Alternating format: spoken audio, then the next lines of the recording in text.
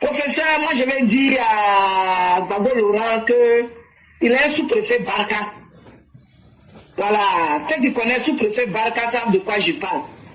Quand tu as deux dates de naissance, ça veut dire que tu as fait sous-préfet Barca.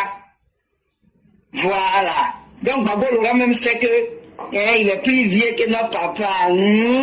Il a fait sous-préfet Barca, c'est quoi il a 2 dates de naissance. Il faut dire ça à René Caillé. Wow. René Caillé. Voilà. Et puis j'aimerais quand même dire aux gars du PPACI, faites beaucoup attention. Hein. Et vous vous souvenez, on avait dit que si les gens persistent, on va mettre les documents des uns et des autres sur la place publique. Les contestations bizarres que vous êtes en train de faire pour salir les institutions, là, vous allez nous obliger. Si on a pu prendre l'information de Cheikh Tidiane Thiam Alain, et puis on a mis ça, et puis les gens ont vu là, ça veut dire que les mensonges que vous faites, on a ça. Hein. Si vous vous amusez là, la carte d'identité de Laurent Gbagbo là, vous savez c'est quel type de carte d'identité il a? Vous allez vous amuser, on va balancer ça sur la toile pour exposer de façon visuelle toute votre forfaiture. Faites beaucoup attention. Vous êtes en train de rentrer dans un jeu. Ces dossiers-là, on va mettre ça sur la place publique.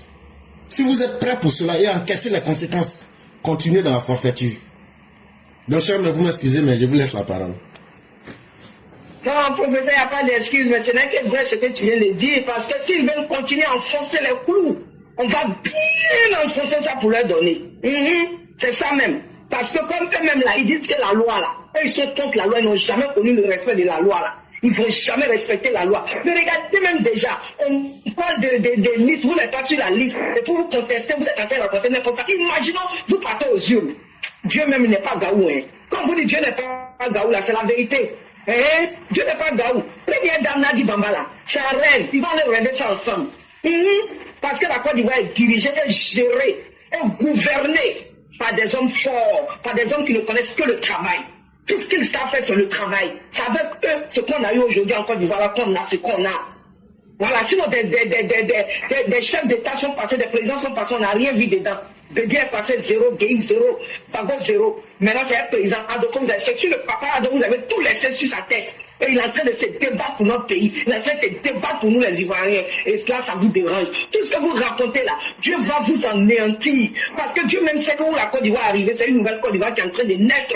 Dieu ne va jamais vous permettre, vous les ennemis du pays, d'avoir le pas sur la vérité. Et la vérité se trouve du côté du RADP. La vérité se trouve aujourd'hui du côté des Papado. Tout le monde aujourd'hui a eu le développement dans son secteur. Si tu n'as pas eu ce que tu veux, au moins tu as eu l'eau, tu as eu l'électricité chez toi, tu as eu le bitume chez toi. Donc ce n'est pas à cause de vous, vous des ennemis de la Côte d'Ivoire, que Dieu va vous laisser la Côte d'Ivoire sombrer. Nous n'allons plus sombrer, Inch'Allah. Professeur éclaireur, merci beaucoup. Excellent jeudi à tous. Que Dieu nous protège. Tous ceux qui sont en jeûne, vraiment force à vous et prions pour notre pays. Que Dieu vraiment aide notre pays à aller devant. Ce truc-là, je sais que je ne suis pas la seule. Il y a plein de personnes qui disent on va jeûner pour le pays et on est dedans. Donc on sait que Dieu est avec nous, que Dieu protège Papa Ado, que Dieu protège tous ceux qui l'entourent, que Dieu protège notre très cher pays et nos forces de l'ordre, force à vous, que Dieu vous multiplie toujours avec ses anges pour qu'on puisse toujours nous donner cette protection et cette paix pour que Papa Ado puisse travailler comme il faut. Merci Papa Ado, c'est un bosseur, c'est un Américain. L'Américain ne peut pas être paresseux, nous sommes des bosseurs. Merci professeur, je m'arrête là. Merci beaucoup cher mère, merci encore de ces paroles qui nous réconfortent. Merci encore de tous les efforts qui sont faits et à travers la prière et à travers tous les actes humains positifs pour aider la Côte d'Ivoire. C'est très important. Et vous êtes musulmane et dans votre livre, le Coran, Dieu pose une question mais qui est très profonde en termes de sens. Il dit, est-ce que celui qui fait le bien est comparable à celui qui fait le mal? Et c'est très important. Cette question-là, elle paraît simple, mais dans le fond, c'est une question qui est lourde de conséquences. Ça pose la problématique de quel idéal l'homme doit-il atteindre. Est-ce que l'homme qui est par définition un animal doit chercher à œuvrer dans le sens animal ou bien doit-il chercher à aller vers sa vraie destination qui est d'aller vers la justice? Parce que la justice, dans la justice il y a beaucoup de choses. Et c'est dans la justice que l'homme retrouve sa pleine valeur. Voyez-vous, quand on était dans l'état sauvage, l'homme sauvage, le plus important là-bas, c'est celui qui était le plus violent. Et comme il avait une capacité de violence, les autres étaient obligés d'avoir peur et de se soumettre à sa domination. Mais au fur et à mesure que l'être humain va évoluer, on vient à constater que la force, elle est utile, mais elle n'est pas une destination. Ce n'est pas le but. Le but de l'homme, ce n'est pas d'être permanemment dans des rapports de force. Parce que si tu es violent, le jour que tu rencontres plus violent que toi, tu deviens un homme faible. Mais lorsqu'on a mis les lois, les gens vont dire, mais les lois là, pourquoi on empêche les hommes forts? Et puis maintenant on met une loi où c'est une majorité de personnes faibles qui sont protégées et puis la minorité d'hommes forts, eux, n'arrivent plus à exercer leur violence. Mais la réponse, elle est simple. Si on met 1000 hommes forts, 1000 hommes faibles, et puis on met 10 hommes forts, où se trouve la force? Ça, c'est un premier exemple. Deuxième exemple, tu es l'homme le plus fort du monde. Mais si tu tombes malade là, est-ce que toi-même tu peux te soigner? Tu auras besoin de quelqu'un qui a la science de te soigner. Et cette personne-là peut être plus faible que toi, mais tu auras besoin de cette personne. Laurent Gbagbo, il est fort là. Maintenant, les personnes faibles, pourquoi il utilise des personnes faibles pour pouvoir atteindre sa cause? C'est pourquoi j'ai dit, quand j'ai pris le premier exemple là, si Laurent Gbagbo est vraiment un homme fort, pourquoi il n'échange pas lui-même avec sa force son destin? Mais il a besoin de vous, ses partisans, une majorité faible pour pouvoir atteindre ses objectifs. Donc vous voyez que même le concept même de la force est dynamique. Ça veut dire que ça évolue en fonction du contexte. Aujourd'hui, dans le monde de l'homme moderne où nous vivons là, la force, on ne doit pas la définir comme la puissance brute, mais on doit la définir comme la capacité à être apte, la capacité de pouvoir faire. Et c'est ça que le président Ouattara est en train de démontrer aujourd'hui. C'est-à-dire, je me mets dans un contexte, j'utilise les ressources qui sont là et je crée le maximum de bonheur pour la majorité des Ivoiriens. Et on n'a pas besoin d'être violent pour montrer à quelqu'un qu'on peut faire son bonheur. Aujourd'hui, dans notre monde d'aujourd'hui, là, c'est ceux qui créent des richesses qu'on appelle les hommes forts. Imaginez-vous, un homme qui est fort, qui est physiquement fort, mais qui est pauvre aujourd'hui. Sa force va lui servir à quoi?